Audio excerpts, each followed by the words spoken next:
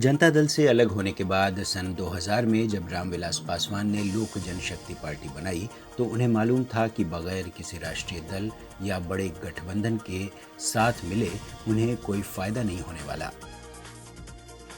पासवान एक ऐसे दौर के नेता रहे जिन्होंने देश में गठबंधन की राजनीति में हमेशा से ही एक अहम भूमिका निभाई। दलितों, पिछड़ों और अति पिछड़ों के वो एक ऐसे स्थापित नेता रहे जिन्हें अपनी लड़ाई जारी रखने या अपना मकसद पूरा करने के लिए सरकार में बने रहना सबसे ज़रूरी लगता था। और इसीलिए केंद्र में सरकार चाहे कोई भी रही हो, पासवान उसमें किसी न किसी तरह मंत्री ज़रूर बन जाते थे।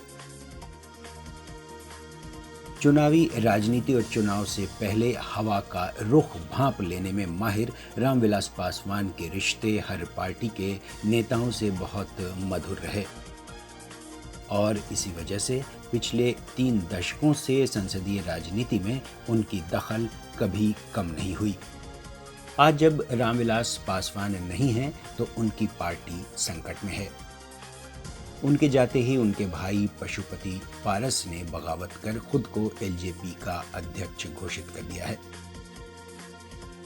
अपने पिता की विरासत को यूं छीनते देखना और पारिवारिक लड़ाई का इस तरह सार्वजनिक होना बेशक चिराग पासवान के लिए काफी तकलीफदेह है।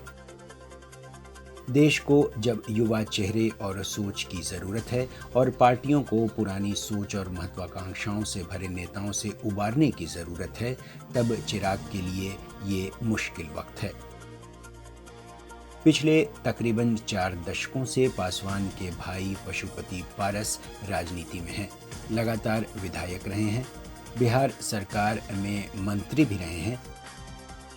लेकिन ऐसे वक्त में जब पासवान नहीं हैं और केंद्रीय मंत्रिमंडल में उनकी सीट खाली है, पशुपति पारस को मौका गंवाना ठीक नहीं लग रहा है।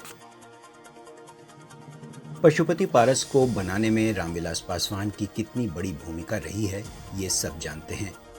तमाम संकटों और आरोपों के बावजूद पासवान ने अपने भाई को सियासत की मुख्य धारा में रखने और चुनाव जितवाने में कोई कसर नहीं छोड़ी। अब पासवान की जमीन और फसल का लाभ उन्हीं के नाम पर पशुपति उठाना चाहते हैं। उन्हें भारत रत्न देने की मांग करना और 12 जनपद को पासवान का स्मारक घोषित करने जैसी बातों से वे उनके समर्थकों का भरोसा जीतना चाहते हैं। दरअसल बिहार चुनाव में जब चिराग पासवान ने बतौर पार्टी अध्यक्ष ये फैसला लिया कि वहां एनडीए से अलग होकर चुनाव लड़ेंगे, तब भी उनके फैसले का पार्टी के भीतर कुछ नेताओं ने विरोध किया था।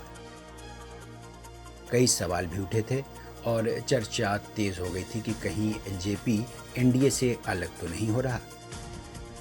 बिहार चुनाव के दौरान अचानक रामविलास पासवान के निधन से आहत चिराग ने फिर भी लड़ाई जारी रखी, लेकिन न तो कोई सिंपैथी वोट उन्हें मिला, न विधानसभा में जीत मिल सकी।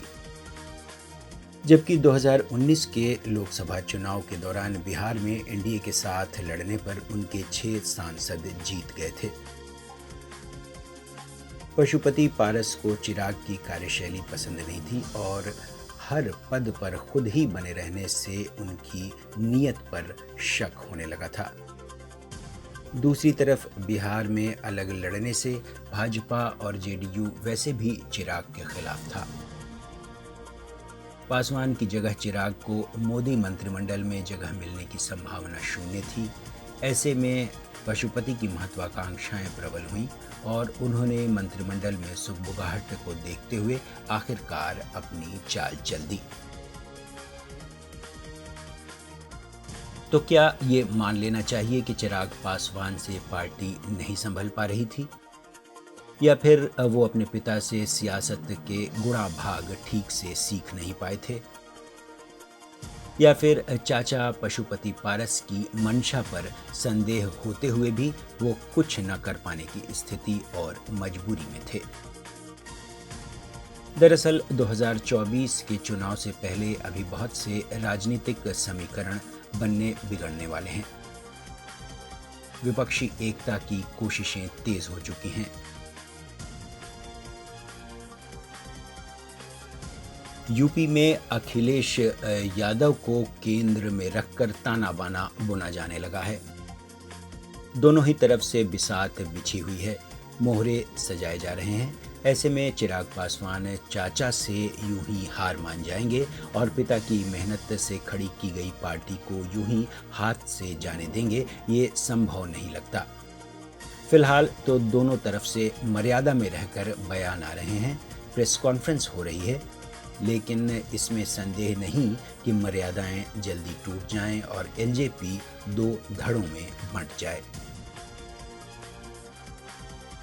सात रंग न्यूज़ नेटवर्क की रिपोर्ट।